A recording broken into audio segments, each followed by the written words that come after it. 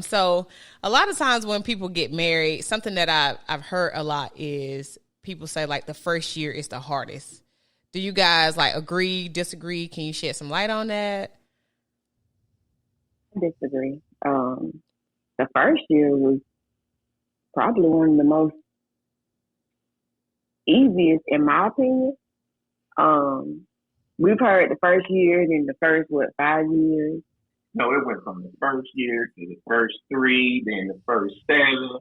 Like that's what it seems like when people see you're doing well, they start to push that mark back to say, "Here comes trouble. Here comes trouble." But the first year probably was the best because it was the freedom year for us because Jason came in that second year, like right at the second, right after our first year anniversary. Jason came that January. We were married in December. He came in January. And so our life changed dramatically then going into the second year of our marriage. You look like you about to say something, Marissa. I thought he was wrong, but he's right. You see how she always is this what it is? You say something and she correct you and then she be like, you know what, you right. Because this is the second time Marissa now. But you know what? It happens a lot. But you know what? And the thing about it is that I'm saying it and she's sitting there trying to calculate in her head with the excitement of being able to say that I'm wrong. That's the thing. Not just trying to be, there's an excitement. Because I look for the opportunity to prove him wrong because he always be right and it get on my nerves.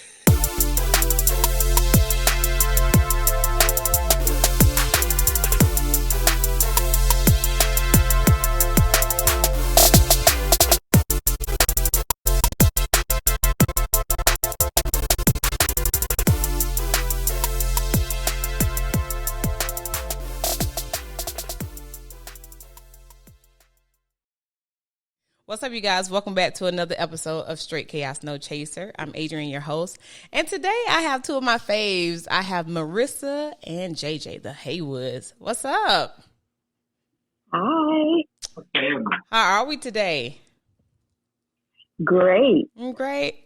Well, how you doing today? I'm good.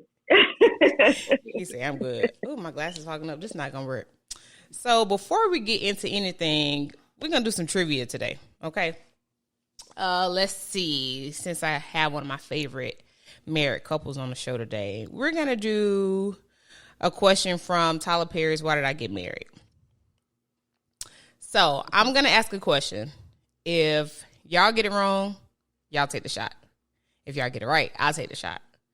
Let's work on getting it wrong because I'm not trying to drink for the month of April. Okay. That's one of my, no's this month. Okay. All right. So in Tyler Perry's Why Did I Get Married? Jill Scott married the character named who? What was his name? Mike. You're right. No, the second time. I'm talking about the second time. Not the one she was married to, but the one she got remarried to. I guess in Why Did I Get Married to? She started dating. What's the sheriff? The sheriff's name. What was his name? No. Because his name ain't Sheriff. Okay. I don't know. Oh, yes. See, go ahead. Drink up. His name was Troy. That's right. It's Troy. It was Troy. He was trying to hook up with the other girl, Troy. Trina and Troy. Trina. Mm-hmm. He said Trina ain't going nowhere. Why Trina can't go nowhere with this man? Trina is single. And that's when he hit Trina was with Mike. Hello. I'm mad the lines moving. I'm mad I do too.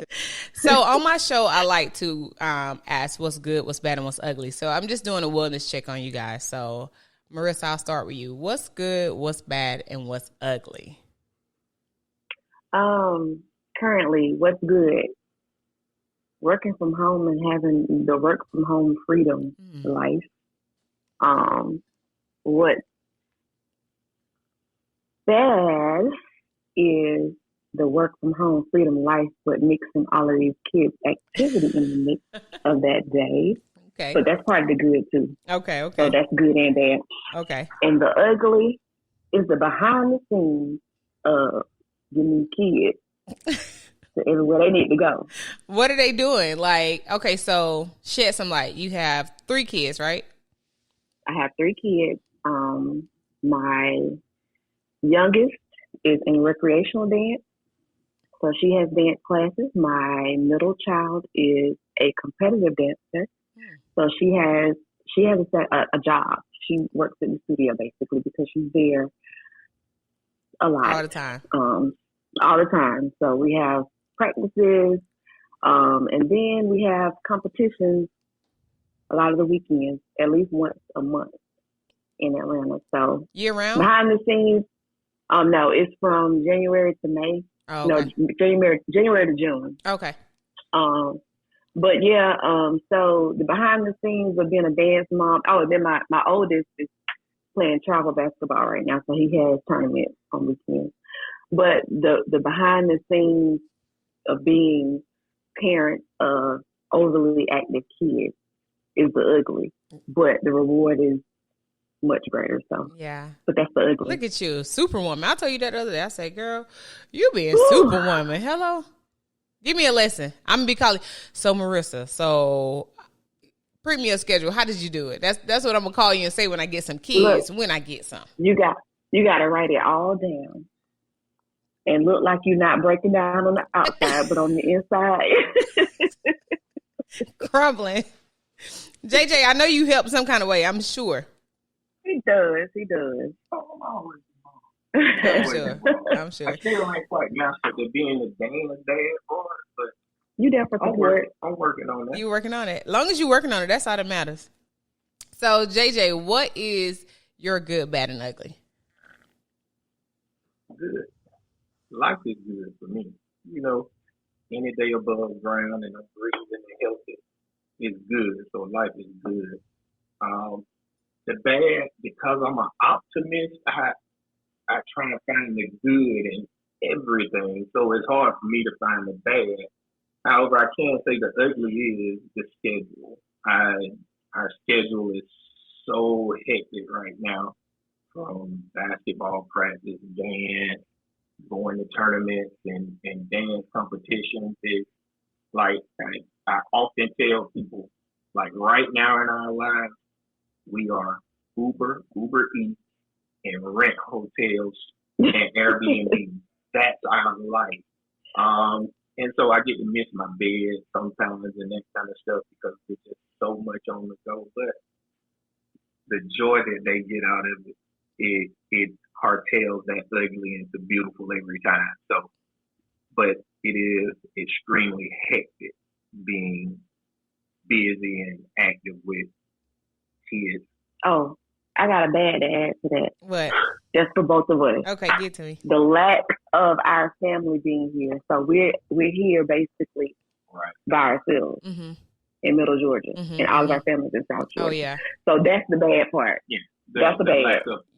Lack of the family support to be able to cartel something. Yeah, because I'm pretty sure it would help. It would help a whole lot if you had, your in-laws or your siblings to be able to help out with some practices and pick up, and things like that. So how do you make time for like yourselves, like individually and as a couple? So time for ourselves every night when the kids go to bed, that's our time. Okay. So we sacrifice waking up the next morning tired because once they go to bed, that's our time. We're going to watch our shows, we're going to lay in bed and talk, eat late night snacks, whatever. But that's our time. As far as going on dates, that's few and far between. But we try to make it work as best as we can. Anytime a family member comes in town, they almost know we probably gonna walk out the door when y'all walk in. But as far as me time, now that's the hardest part for me. Just because I feel like I'm so involved with the kids and being a wife that sometimes it's hard for me to get my self time in. So here and there, I'll take a day off from work and try to make it a self-care day, or dropping somebody off at practice and going to get my nails done or something like that. But that's the hardest for me. Mm-hmm. Yeah. And especially not going to work. So I'm literally, like, I'm home, but the commute to work, the commute home from work used to be my time to just be in the car by myself and reflect. But now I don't get that because I'm here, I'm working all day. So I'm dealing with people, like, as far as work goes. Right. And then I go pick up the kids. So it's really no alone time. Right. And you have to take advantage of that. But I manage. Yeah. And that's something that I think about, honestly. Like, wanted to have kids, wanted to be married. For so long, I've had just my time, and I come and go as I please, Mm-hmm. And so it's something to think about when you have children, and like, they are a huge part of that time, and you only get a little bit of time. I still want it though. Mm-hmm. Okay. It's the most beautiful struggle. Aww. So it's a good trade off. I will say that a huge part of this is the intentionality of saying to each other, I feel absent from you, or I need that time, and being able to say that to each other, and it be one of those situations to where we clearly hear each other and try to actually adhere to that. So we're going to jump into our conversation today. I know a lot of times, I talk about single stuff and this, that, and the other, but it's time to talk to healthy, happy, married couples. And I'm not saying that everything is perfect. That's not what I'm saying, but I definitely want to change the conversation and have the conversation more of what we want to see, and what we want some insight on. So first, I'm going to ask, JJ, how did you propose to Marissa?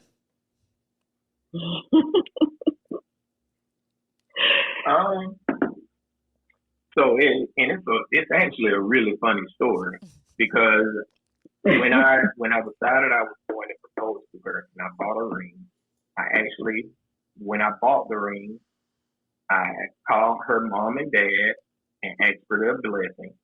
And when I got the ring, I didn't really have a plan. And so the ring came back like 3 days before expected. And so for whatever reason, I didn't want to just hold the ring. So I was like, I got to get this done because I got the ring now. And so I had to come up with something on the fly. And so it was one evening I had got home and she was at my house, and I kept trying to get her to go to the store for me, which is odd because I typically don't like for her to leave going out at night for me. But I was just so trying to force her out, and she just kept asking all of these questions, and it was like, to get salsa, because I love chips with salsa. And she just would not. And finally she went. And so when she went, I came up with this ordeal from a couple of things that I had thought about. I put kisses on the floor all the way up to the shower, and I poured rose petals in the shower, and I put a note. Backwards. What? No. There's rose petals in there, kisses and... No. Oh, you're I'll right. tell you why. Right? Because the note read, now that I have kissed the ground that you walked on and showered you with roses, the only thing left for me to do, and then I was in the closet next to our bathroom, in the owner's closet, and down on one knee, and I asked her to marry me. And I still haven't said yes. Didn't say yes, just took my ring and put it on her hand. Never said yes, just took the ring. And so I took a no, not giving me a no as a yes, and you taking my ring. Right. So, What's understood gotta be explained. That part, listen. and so that's how I proposed. But she didn't want it to happen for some odd reason because she just was hell bent on not going to get that talk. She just knew. Did you think something was up, Marissa? No, I was pissed going to the store to get salsa because I didn't want to go. She like, you gotta have salsa tonight. He's like, yes, I need my favorite kind tonight. I can't go to sleep without my salsa. Like, why you can't go yourself? Oh, that's funny. That's so cute. Look at you coming up with stuff on the fly. Now that I have kissed the ground you walked on, and I have what? That man writing you poems, girl. Yeah. She's my child, and I still didn't say yes. Meanwhile, whole family over there. Oh, you said yes. So a lot of times and I remember being at your wedding, I was in Tuskegee, but I was like, of course I'm coming to see them get married. I was so happy when I got that invitation. I was like, oh, my faves. The thing is, Marissa and I are both from Brooks County, and JJ is from Camilla. And when I was in undergrad, I used to date one of his good friends, and it was like a little funny little thing. You know, we used to talk about the Brooks County girl and the Mitchell Baker boys, but I don't think it's Mitchell Baker anymore. I think it's just Mitchell County. Mm-hmm. Yeah, things are different. You know, I used to come to our school and just demolish us in basketball, but it was the best game of the year. We was like, oh, we going to that Mitchell Baker game. They gonna drag us, but we gonna be in the building. It's like homecoming. Mm-hmm. So yeah, but so a lot of times when people get married, something that I've heard a lot is people say like the first year is the hardest. Do you guys like agree, disagree? Can you shed some light on that? Disagree. The first year was probably one of the most easiest, in my opinion. We've heard the first year, then the first 5 years.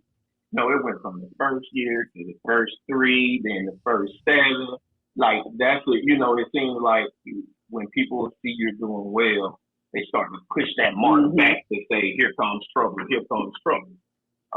But the first year probably was the best because it was the freedom year for us because Jason came in that second year, like right after our first year anniversary. Mm-hmm. Jason came in that January. We were married in December. He came in January. And so our life changed dramatically then going into the second year of our marriage.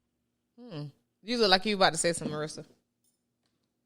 I thought he was wrong, but he's right. You see how she always is this what it is? You say something and she correct you, and then she be like, you know what, you right. Because this is the second time, Marissa, now. But you know what? It happens a lot. But you know what? And the thing about it is that I'm saying it, and she's sitting there trying to calculate in her head with the excitement of being able to say that I'm wrong. That's the thing. Not just trying to be, there's an excitement. Because I look for the opportunity to prove him wrong because he always be right. And it get on my nerves. That's it. Girl, you probably be asleep and be like, you know what? You was wrong. In the middle of your sleep thinking about something. But I wonder, if people say that, like, the reason that they try to give you that energy that the first year is going to be hard because, when you marry a person, you're not an individual anymore. You become a unit. And so you have to compromise a lot and you have to, you don't have that space that you used to have, your own space, my own time. Now we have to make compromises, and there may be some things that you like that I don't like, vice versa, yada, yada. But to me, and tell me if I'm right or wrong, but it's just about communicating and understanding those aspects of now being a unit and not being individuals anymore. Yeah? Correct. Yeah. Correct. You're correct in that. And I like to describe marriage as two worlds collide. And that's why the constant work and the constant communication of marriage is an ongoing thing, right? Marissa came up a certain way. Marissa's parents have been married, A long a time. long time. Her grandparents were married a long time. My mom, was divorced when I was young, and just throughout the, landscape of my family, it's hard for me to really identify authentically healthy love relationships that I could ultimately say that I see in mirror. And that in itself can be a hurdle, because what she has seen from parents and grandparents who've been married a long time, for me not even having what I think is a healthy depiction of what marriage should look like in my life, could be, chaotic in itself. Just her bringing that experience of what she saw and what she experienced and my experience. And so if you can't talk through those things and have a clear understanding of what the definition of your marriage or the boundaries will be defined by, it becomes difficult. And so I think one of the biggest things people can understand is that if you are communicating effectively, and I used to say communicating, but then as the psychologist in me began to look at things, it's not just communicating, it's effectively communicating, because I can be saying something to you, but if you're not receiving it, or if I'm not saying it in a way that it can be received, then the communication barrier is still there. And so effectively communicating those things, and that's not always easy, to be critical of your partner, to, say those things that may not be the good part of what your partner is displaying. And so it becomes difficult sometimes to have those conversations, but they are so necessary. And we have to constantly remind ourselves, even in the midst of heated battles, we're on the same team. We're looking at a common goal and how we get there, and learning that it is okay for her to think that it should be black and for me to think it should be white, and that there's no reason that we have to match that and make it gray. It's okay that we don't agree. And that's the part that people don't tend to get, that sometimes it's okay to disagree. We agree to disagree and we move forward. Now, ultimately, some things you're going to have to kind of hash out when it may be something where a decision has to be made.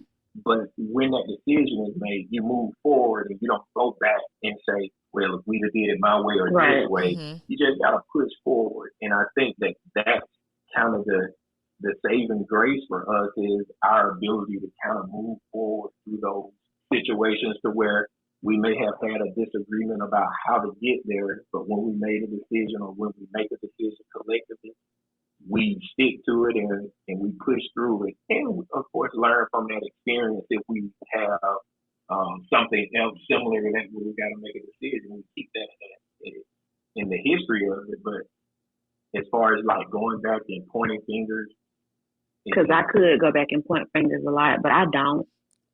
Wow. Because in a lot of situations, I'm usually like, we'll come to a decision, and most of the times my decision is better, like my route is better, but we end up going here, and I don't go back and say, see, if you would have did what I said, I just.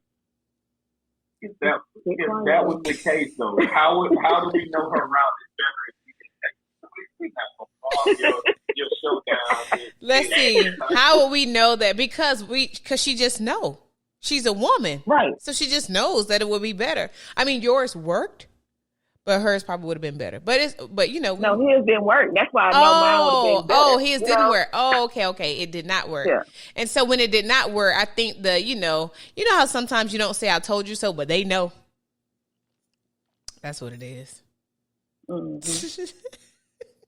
You know what, JJ? You just answered a few questions that I had, and I definitely want to comment on you speaking on communicating effectively. That's very important. I am huge on communication. Now, the way you communicate is important as well. Not arguing or being mean and nasty and cussing each other out. And I know sometimes things do get heated, but I listened to a woman the other night. Oh my God. I was in a casino with my dad, and this lady was calling her, she was just a bitch. Oh my God. The way she called him a bitch. She was like, and bitch, and you a mother bitch. And I was like, to me, okay, to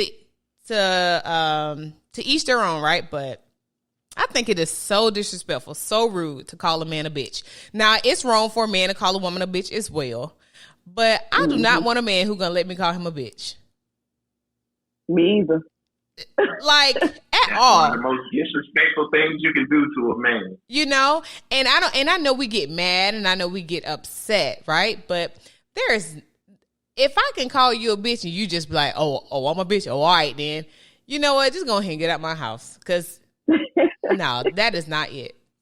But I just watched her, and he was just taking it, and it was just the most like disheartening thing to watch.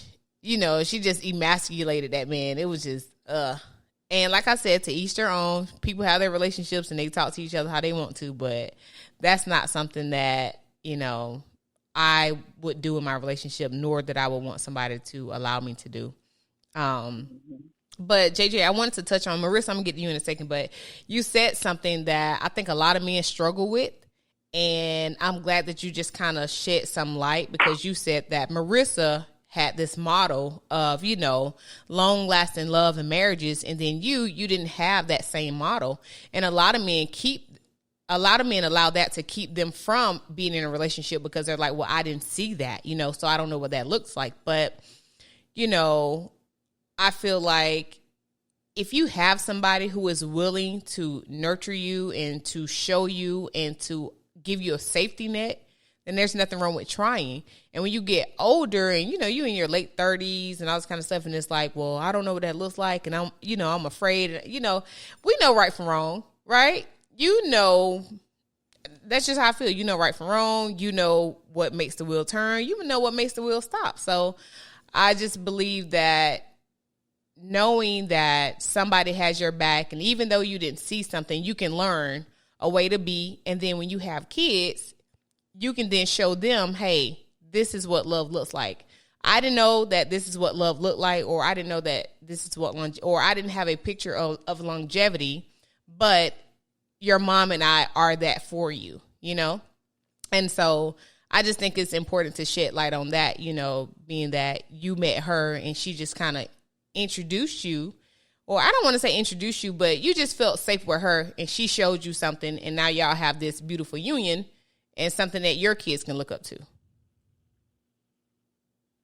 Well,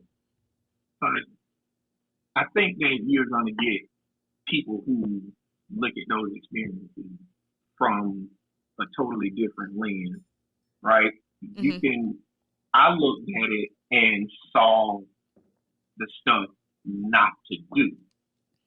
So if I was in that situation, I would say, I know I won't do this, or I won't do that, because I saw how toxic or ill-willed it was towards those relationships that were not healthy or not, happy relationships. And so I took the stuff that I shouldn't do and then kind of picked up the stuff I should do from my own personality, from what I saw.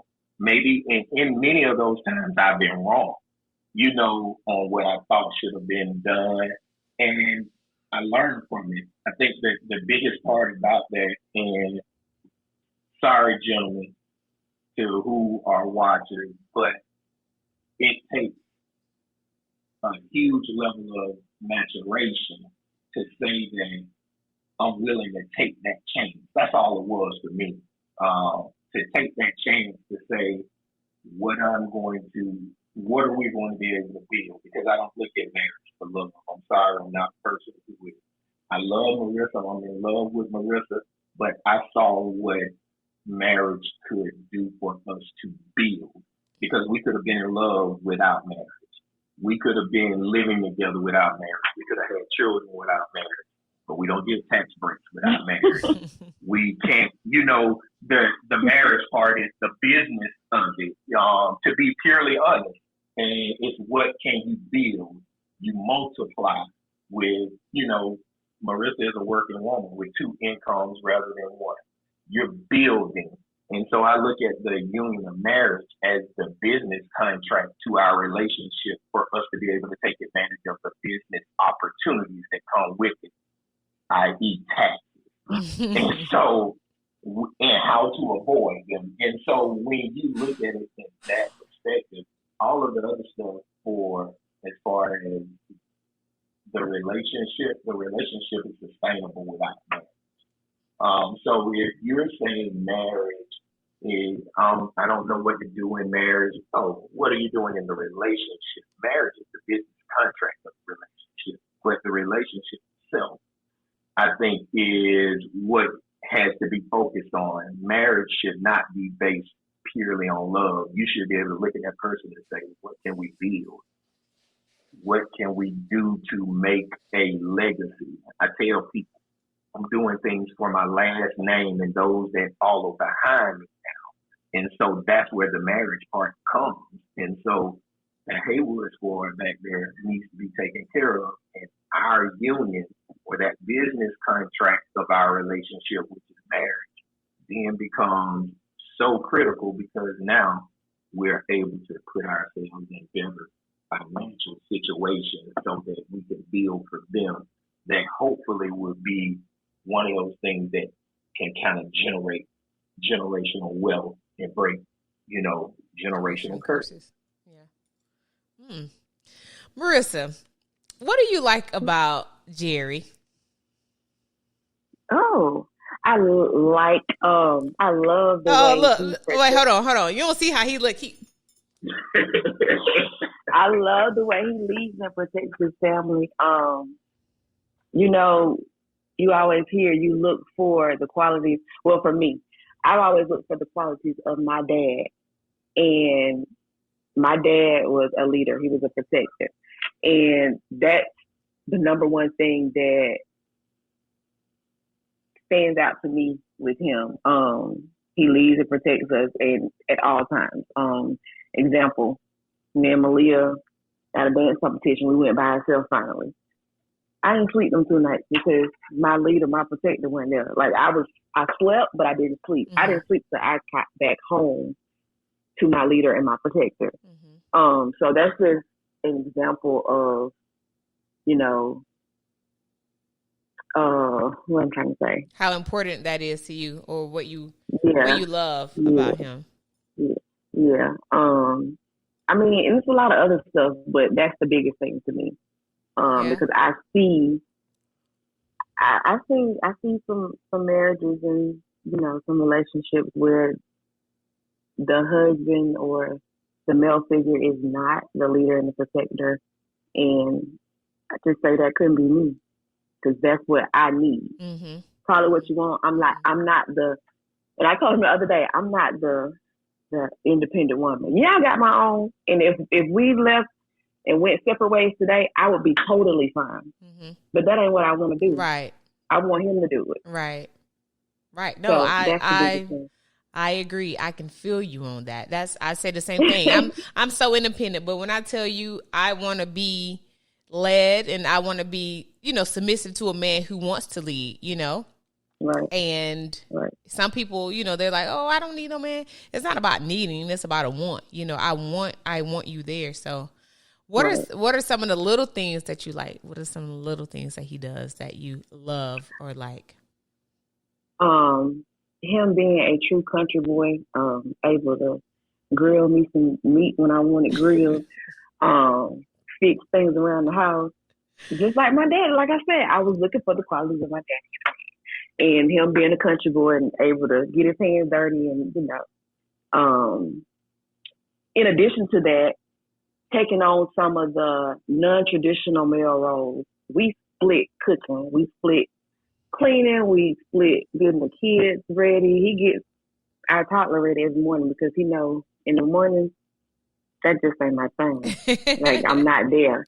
So just those little things, the way he cares for me, adores me. He's always been my biggest fan. Even when I'm not my biggest fan, it upsets him because I'm not my biggest fan. But him being a cheerleader, all kind of stuff. I could be here all day. No. I love that. Look at you. It's like, look at my baby. So JJ, what do you like about Marissa? What do you love about Marissa?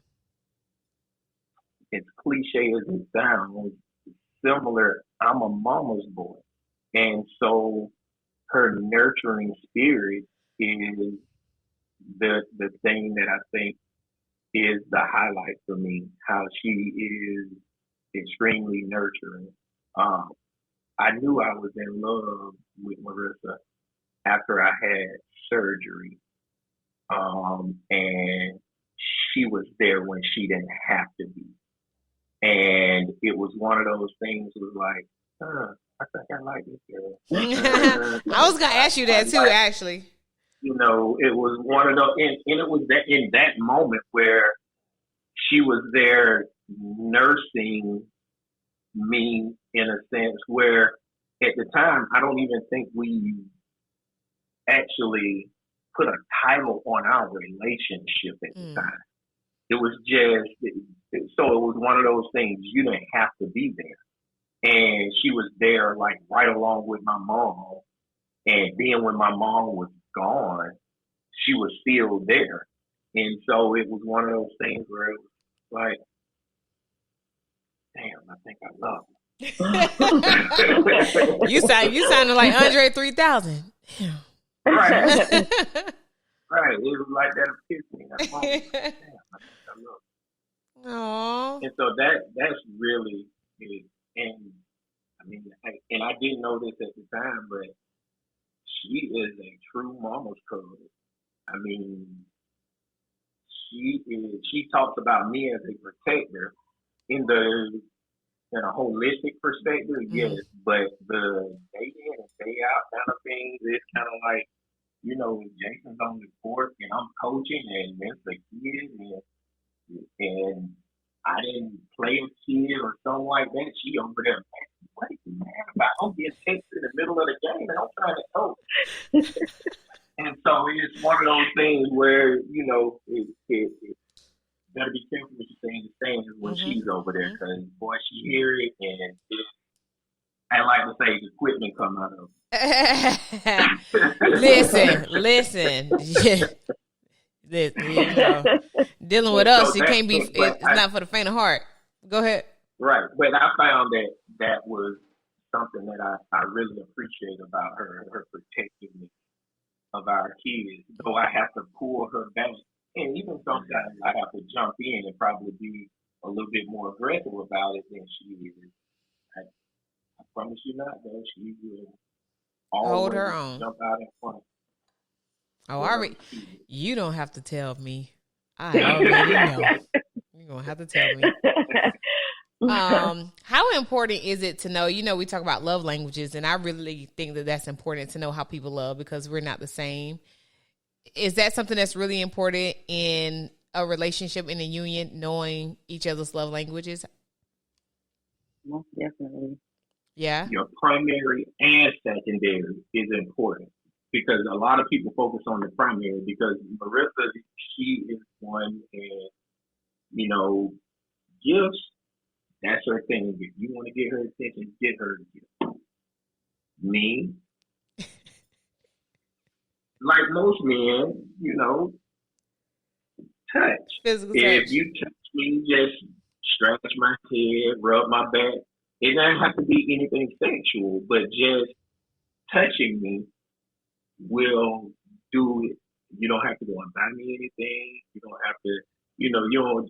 Acts of kindness, I think everybody likes. Right. You know, people can say, I think that's going to be almost secondary to anything. Okay. But it's just the things and understanding that if you're going to be sharing with a person, to know the kind of things that show appreciation. I think that's what love language actually does, show the appreciation of the relationship and being willing.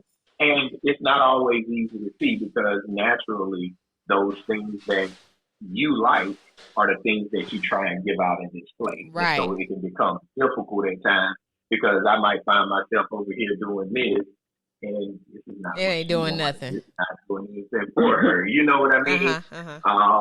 And so, but that, something that I know I want, so that's what I'm going to display. So again, going back to your earlier point, being able to see that and effectively communicate it because that can change from over time. The one thing that I've learned in our relationship that as it constantly evolves, our changes and demands for each other are going to change. And so you don't marry the same person. That person, morphs into someone else, at different phases of life.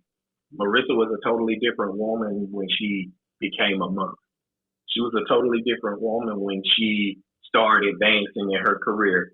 Those things change you in the needs and the way that you need to meet the needs of your partner. However, you don't know that they need what they will need unless they're effectively communicating it to you.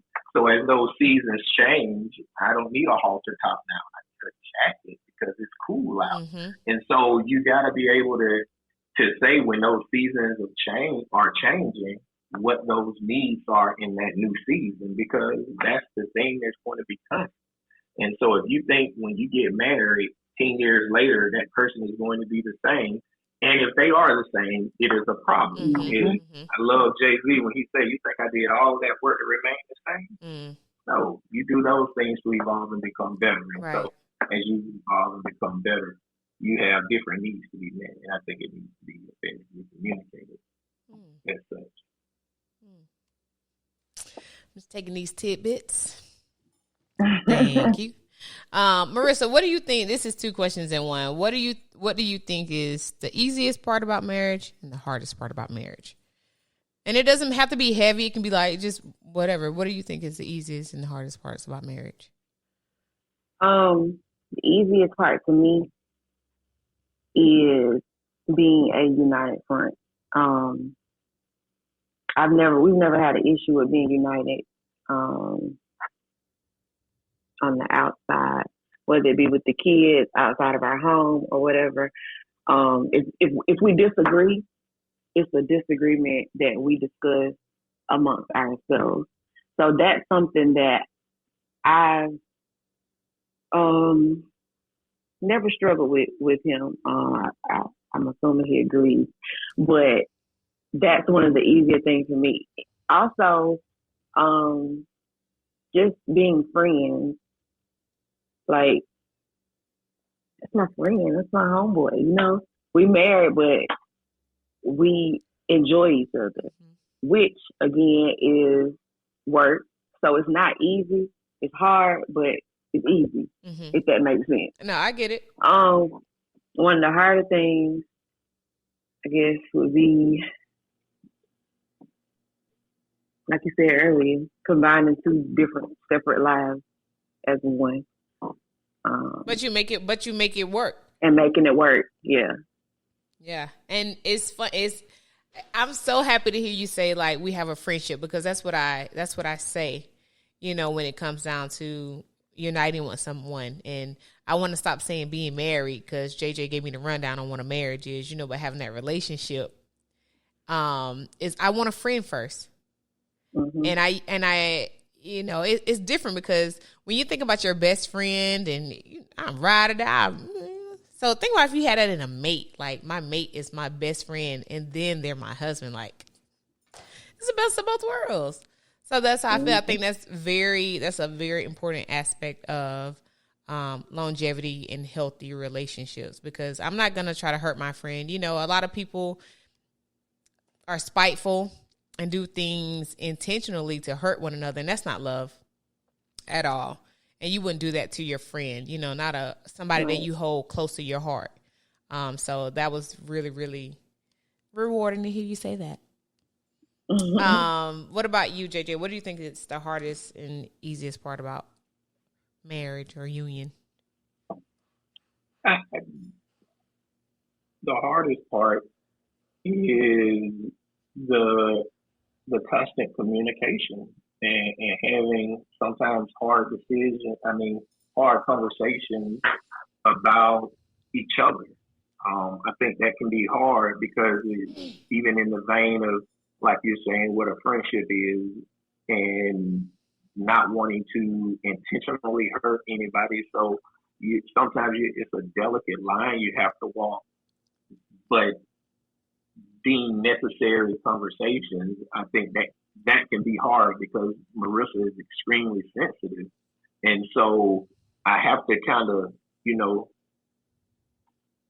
I Finesse. know, be a mastermind with my words, um, to make sure that what I am saying is not being misinterpreted as, because the moment someone feels attacked, they go on to defense.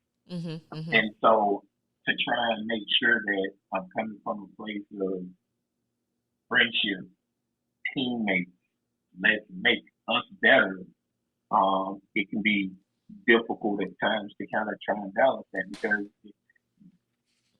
as much as I may talk about it, I'm still human. So if I get frustrated or something like that, it may come up or come out the wrong way. And so I try to be extremely conscientious of that, so that I don't have to try and take back words because it's impossible to do. And so I think that's the hardest part, the effectively communicating so that my partner can hear me loud and clear without feeling defensive or attacked.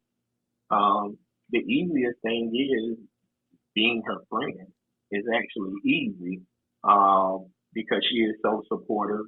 She is so nurturing. She is similar to what she said to me. She's my, biggest fan and biggest cheerleader on the sideline screaming for me. And it makes it easy. Life is a beautiful struggle, but when you're in that struggle with someone who is truly, there for you and truly there to try and make that struggle of life a little easier,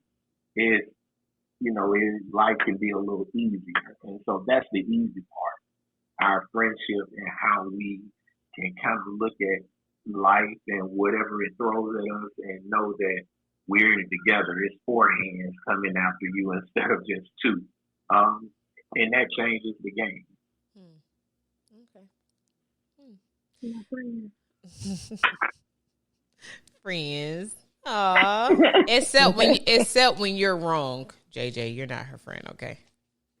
Well, we're always friends because I'm never wrong. And you see how she always trying to figure out, when she can catch me being wrong. Okay. Far in between.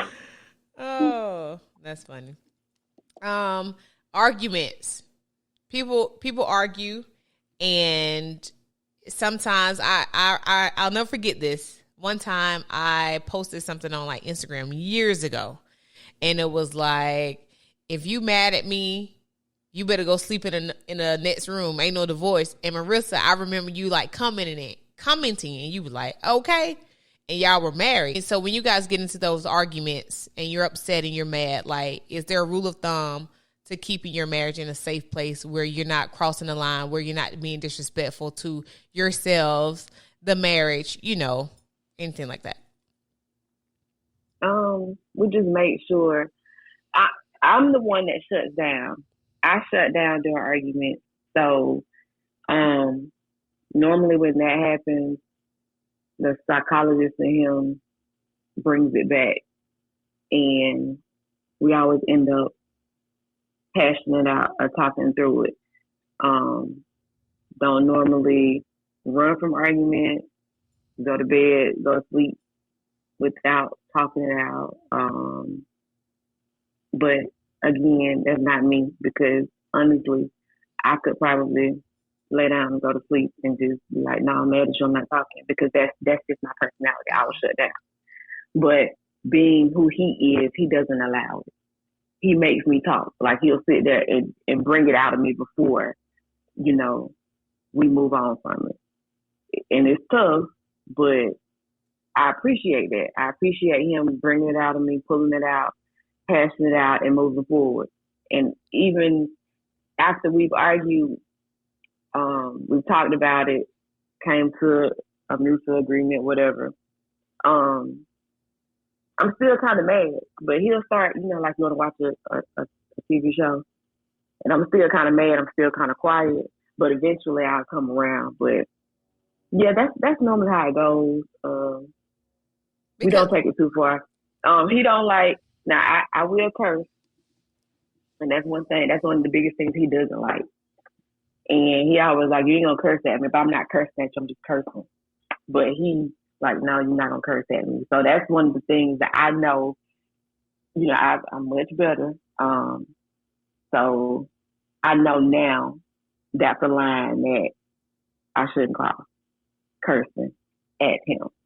But other than that, where do the air quotes come in? You say I be cursing at you, and I don't be cursing at you. I just be cursing in the heat of the moment. So it ain't a curse word at you; it's just cursing. Okay. But anyway, yeah. I understand that though, like because I understand what both of you are saying. When I'm just cursing because I'm mad, but because I'm mad at you and I'm talking to you, you feel like I'm cursing at you and I'm not. Right. So no, I totally get that. But to understand that that's something that he doesn't like and for you to work on it, that's big, because a lot of people, they don't care. I'm mad and I'm going to say what I want to say and we having an argument and this is how I feel and I'm going to do me. Mm-hmm. And so that's you not taking into consideration how somebody else feels, because what have we been talking about? Communicating. And that's the only way that you're going to keep a healthy, relationship, by listening and trying to abide by what they're asking of you.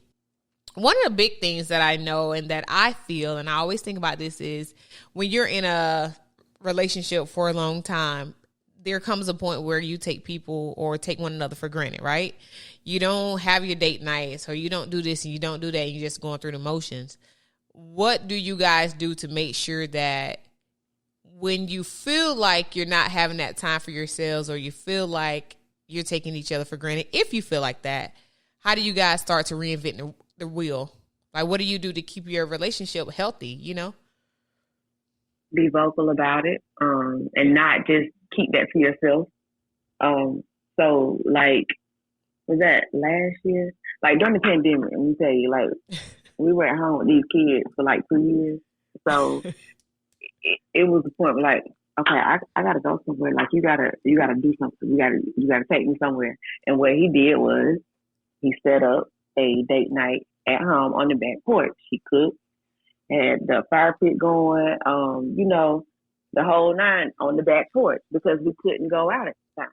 So me being vocal and saying, hey, like, what about me? Like, I know we're in the midst of this pandemic and these kids are our main focus, but hey, what about me? Mm-hmm. I'm over here. Mm-hmm. He listened and executed. Same thing with him. If he says something and, brings it to my attention, I try my best to make sure I'm listening, I hear you, and I'm going to try to change that. And Marissa is definitely not one to not voice that she feels neglected, or I'm not paying enough attention to her, or we don't get enough time. And I appreciate the fact that she is vocal about it, or saying that, I don't get a break. And I'd be like, go do something. And then she's like, but I want to do it with you. And I'm like, well, I can't do it with you because somebody got to be here with these kids. And we go back and forth about that. But I think that we try and say to ourselves, we're going to intentionally try and make time for each other, which with our schedule sometimes is like crazy. Like last night was a date night for us. Okay. And we ended up having date night on prom weekend around here. And so for us to go out to dinner and stuff, we ended up waiting like an hour and 45 minutes to eat, because everywhere is going to be crowded and all this kind of stuff. But I told her when they said that, she was like, let's go. No, we're going to wait it out. As long as we home before 9 so I can watch the Tar Heels, we good. And we did that. We had a great time. But I think just being intentional and committed to one another. I always tell them, like I was telling Jason the other day, I was like, man, I was with your mama before you got here, and I'm going to be with her after you gone out of my house. So, yeah, she going to be the one that I'm looking out for. And he was like, but we your kids. We're a part of y'all, too. I said, yeah, y'all are part of us, but y'all are not us. So, and we were saying it jokingly, but I think that it's important for married couples or couples in general who have kids not to overly lose yourself in parenting, because trust me, it can easily get away from you in parenting, and you find that Marissa say, I just feel like we just roommates. We just sharing a space and taking care of kids. And she said it, but then I started to think about it, like, damn, literally the only thing that we're doing together is, sleeping in the same bed. Mm-hmm. And so it's one of those things where we then have to kind of reset and say, okay, we got to be intentional about this and say, we're going to carve out time specifically for us in the absence of children. Mm-hmm. And so it's that communicating part and really hearing each other when we're saying that to each other. I probably am vocal or not as vocal about that as Marissa is, because before I realized it, sometimes we might be knee deep in it and she recognizes it, and we try and immediately address it so that I want her to feel neglected as my partner, and I know she feels the same. So that's that one thing to add. We weren't just roommates. We were roommates with benefits. We just weren't. Let's be clear. Listen, let us know. Let us know, friends with benefits, roommates with benefits, there were benefits. And I appreciate the benefits. Who doesn't? Who doesn't? Listen, before I let you guys go, there's a lot going on in the world with, relationships and people redefining relationships and, open or closed or halfway or this, that, and the other. And to the point where they feel like marriage has no value or it means nothing. Like, what do you guys think about that? Because me personally, when I hear that, when I hear, somebody saying like, get married for what? Like, the value of marriage is going down. Like, it doesn't mean anything anymore. I feel differently about that. I feel like there's still value in marriage. We're individuals and we make choices. And so how do you guys feel about that statement, or when people talk about marriage not being valuable anymore? Well, I told you what I look at marriage as. Business. Right. So there not be value in marriage because the laws for marriage don't change, right? You still going to get those tax benefits whether you have an open, closed, however the dynamics of that relationship. So the covenant of marriage, though, and what it represents biblically for us, is probably the bigger part of it rather than the law side. Right. Because there was a covenant that we took to commit to each other before God. We were in a church, right? And so it's one of those things for me is that part is what you make it as a couple. However, if you're in a situation and you're saying that in a relationship, the relationship side of it, and there's an agreement of openness, and if there's an agreement, to each its own in that space. However, the biggest part of that is knowing that you're on the same page. Like Marissa has, told me that if Meg invites her to be her girlfriend, she will leave and be with Meg. And can you invite me too? Can you bring me as your plus one, please? She's been crystal clear about that with me, right? And so, as long as Meg is not, in her DM, I guess I'm safe. But I think specifically for me, and I say this wholeheartedly, Black love is such a beautiful thing.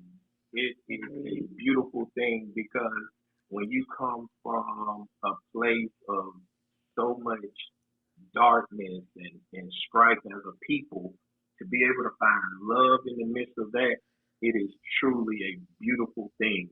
No pun intended to anybody who married outside of the race, but I will tell you, being Black in love with Black children and a Black family is one of the things that I am most proud of in my life.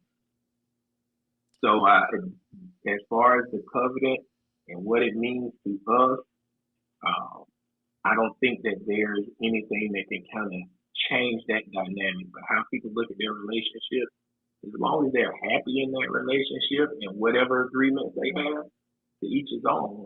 I'm not one to judge that, but just make sure that you both are on the same page and what that looks like, and then it's fine. Yeah, because and I think sometimes people say that because you see a lot of people stepping out, infidelity, things like that, and it's like, what do you guys value anymore? And some people allow it, or the quickness to get a divorce, or the increase in divorces. But it's kind of like, have we been paying attention? Has it been like that? And now we're just, because everything is at the forefront with social media, we get these numbers within numbers. So, it seems like, oh my God, it's worse now. But is it? So I think it may be, divorce specifically, may be worse now, because back in the day, the older generation, they stayed. Mm-hmm. You're exactly right. Under the rug. So you're exactly right. But yeah, I still believe in the value of marriage. At the end of the day, as long as you find the right person, your soulmate, your friend. Yeah, that's valuable. Yeah, and that's what I say. I'm not looking for a perfect union, but I know that there's a perfect person for me and who I am. You know what I'm saying? Exactly. Like, cause I can be a good lot, I think. It might be a little bit of a bad lot. I can be a little talkative. I can be a little bit expressive, but you have people who can deal with that. Marissa, there are characteristics and traits about you that JJ can, he can deal with that. He can tackle that. Right. JJ, you have characteristics and traits that Marissa can tackle that. She can reach you. And that's what's important, This has been a really good conversation. Y'all gonna write a book or start a podcast? Because I'm gonna watch it or I'm gonna read it. He's already written a book. He's an author. Well, I know he's written a book. I'm talking about, yes. I know that he's an author. I'm not. If he want to write a book, I'm not. No, don't see. Writing is just not her thing. Nope. It's a lot easier than she thinks because it's just talking on paper. Nevertheless, I'm not a talker though. Who's dominated this conversation? You have. You said all this. He didn't realize he talked the most. Listen, he's gonna watch it and he's gonna be like, "Oh, yeah. Oh, I dominated. You took over. You ain't take over, but you talk the most, and that's fine. You talk a lot. It's cool. Go ahead. She said, "Go ahead." No, don't be like that. I'm gonna give you the key back. This has been a really, really good conversation. You both have shed some light on a lot of important things when it comes to relationships, marriage, unions, and people forget healthy. I always say, I don't say, I want to be in a relationship. I say a healthy relationship, because you can be in any kind of relationship, but I appreciate you guys for lending me your time so much. So, and another thing, not only that we're from the South, the three of us, we went to Fort Valley State University, yes, you can give your applauses. All the hate, y'all can just leave that where it's at, okay? So I normally ask, what tip you want to leave to the people, and I'll let you just give me your tip. But I'm going to ask a question, and this question is, what tip would you give to new couples? So I'm going to ask you that individually. Marissa, what is a tip that you would give to newly married couples when it comes down to just whatever, having a healthy relationship, having something long-standing? Of course, we know that you want the benefit, so you don't have to say that part. But what is what's something that, just a little tidbit? It doesn't have to be a lot. And I'm laughing because I often have this conversation with my husband in the heat of the moment with the Haywoods squad back there. My advice would be, I ain't gonna tell you the advice that I said I would give, because that's really not how I feel. But what I really would tell them as a new couple is to take your time, enjoy each other prior to starting a family. As I said, we celebrated as he said, we celebrated our 1 year anniversary. The next month, we had a child. Not saying that we were deprived of anything, but just take a little bit more time to get to know each other and be married alone with no kids first. Not saying don't have kids, because that's often what I say sometimes when I'm mad with them three back there. But take your time and enjoy each other at first. And keep the lines of communication open. I know you said one, but keep the lines of communication open. Give me all the tips. Girl, all the tips. Give them to me. Okay. I'm here for it. Okay. Well, keep the lines of effective communication open. Be friends first. You got it, because this is the person you plan to be with forever. You gotta love good, bad, and ugly. So make sure you know about all of that before you walk down the aisle, because being married doesn't change a person, doesn't change a thing. So whatever you got before marriage, same thing you're gonna get after marriage. With a little evolution, of course, because we all grow. But that's it. Just be friends first. Talk to each other. I received that. And trust each other. That trust is big, right? It is. It really is. It's a big thing. What you got? What I got? What you got? I'm going to deviate a little bit away, because you jumped on something about Nothing. See how she interrupted me. But you talked about divorce and people being divorced. We often tie infidelity to why people get divorced, and that's seldomly not the reason people get divorced. The biggest reason people typically get divorced is money. Mm-hmm. And so your primary thing as a couple, I think, should be, what are your financial goals? What are you looking to do financially? Again, that's a part of the business proposition, but it's the leading cause of divorce. Because trust me, if there is no finance, there won't be much romance. It's hard to be romantic with somebody when, we can barely keep the lights on.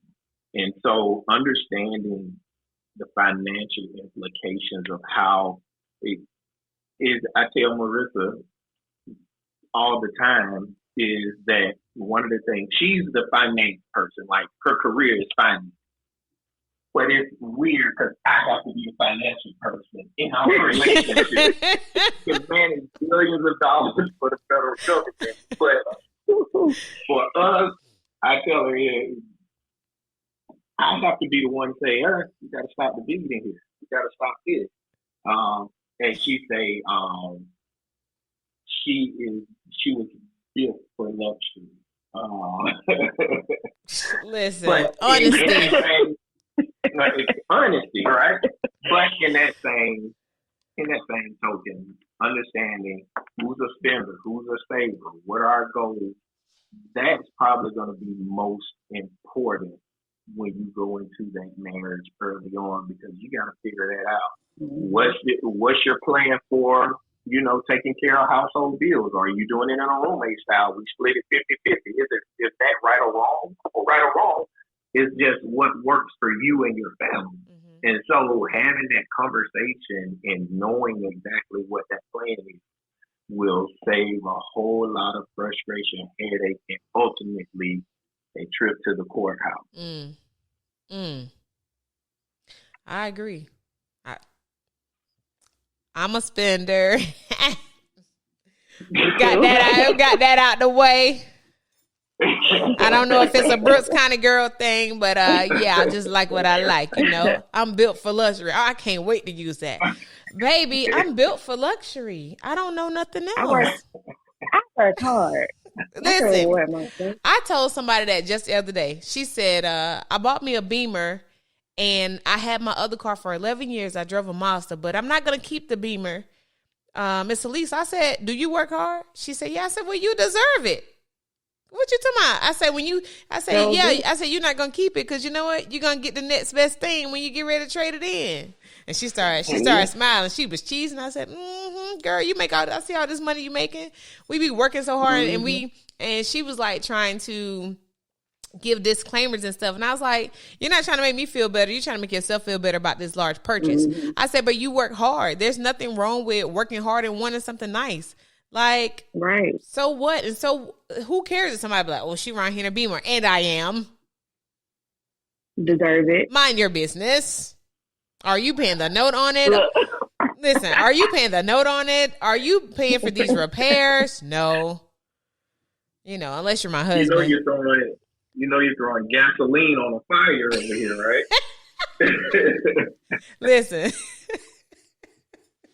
Long as one of y'all got a fire extinguisher. That's all that matters. You can follow us on Instagram. Let me get you the Instagram handle. Okay, look. She's like, let me pull it up. Because I don't know what it is. Is it Haywood Realtors? Yeah, in addition to our everyday lives, we found a way to both be realtors. So that's awesome. Market of buyers selling in the Middle Georgia area. Okay. Please feel free to reach out. We'll be more than happy to help you find the home of your dreams or sell your home as you look for the next home of your dreams. Or not just the Middle Georgia area. If you are anywhere and you desire to list or buy in a different state, you can reach out to us for a referral as well. So okay, add that. I'll keep that in mind. Instagram is, we'll hook you up. Our Instagram is Haywood Realtors. Okay, yeah, keep it in the family. All right, well, thank you guys so much again for having this conversation with me. I appreciate it. Please be sure to like, subscribe, and comment on this podcast. Do not forget to share. We are on YouTube, Spotify, iHeartRadio, whatever platform you can think of, we are there. Again, y'all enjoy the rest of y'all day. Marissa, if he's right, just give it to him one time. Just let him have it. Just let him have it. Pat him on the back. When he's wrong, give him a kiss. He'll still know that he was wrong, and you still harboring that, in your heart a little bit.